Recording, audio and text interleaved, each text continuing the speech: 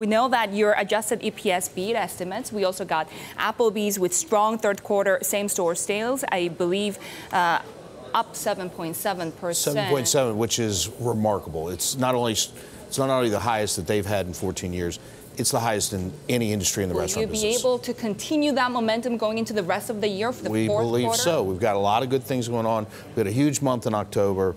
We did introduce pastas back into the brand with some huge success, and we did a dollar zombie, which was brought in a lot of new customers for us. So we're having a lot of fun with it. On the IHOP side, they had a great quarter as well. Total sales were up almost over 3%.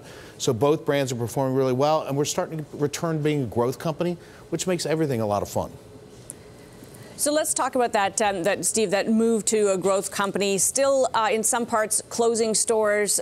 Still, obviously, the question is, how do you fuel that growth? Is it acquisitions? Is it through franchise growth? How do you get there? Well, we believe both brands. We've had some cleanup going on in Applebee's, which is just about over. We think they'll return to growth sort of the latter part of next year.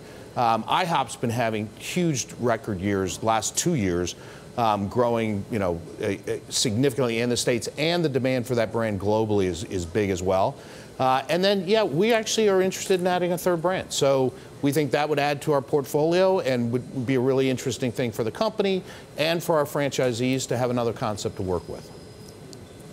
So we've been talking about this as a turnaround story for some time now, and as you say, you feel like you're getting through that. What's the metric you're going to look at to say we're done, we're out of it, we're turned around? Well, I think you can say the brands are turned around. They're leading the industry, they're leading their categories, and so they're really in a good place. But we have re-engaged with the consumer and our guests in the restaurants in a way that we haven't done in a long time, and the guests are really loving it. We welcome them. They view us as an oasis in a hostile environment. We accept them any way they want to come to us, and we see that from them. And so it's a very strong engagement and connection between us and our guests.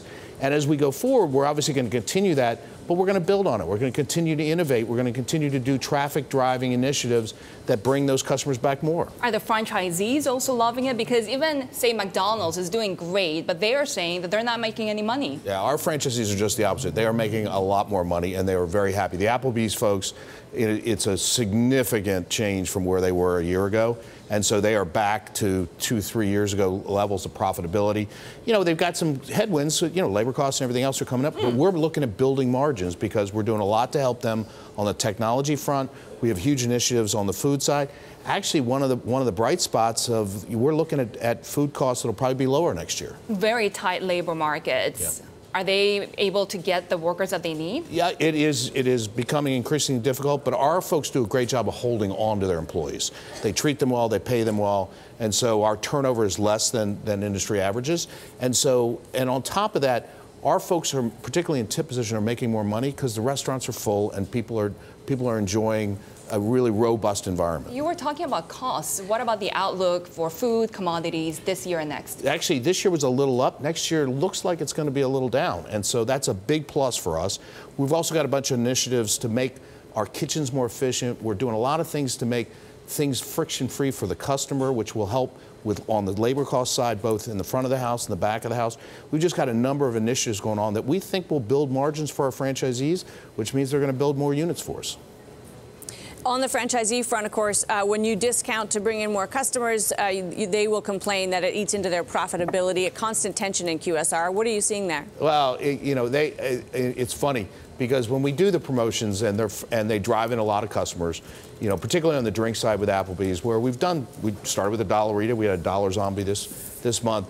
It brings customers in, but 98% of them order food, and then they trade up to different drinks. So we don't have a margin issue. We don't have a thing. Franchisees love the programs, they're excited about it, and they're seeing their profitability grow. So both on the IHOP side and the Applebee's side, we have a very happy, supportive group of franchisees.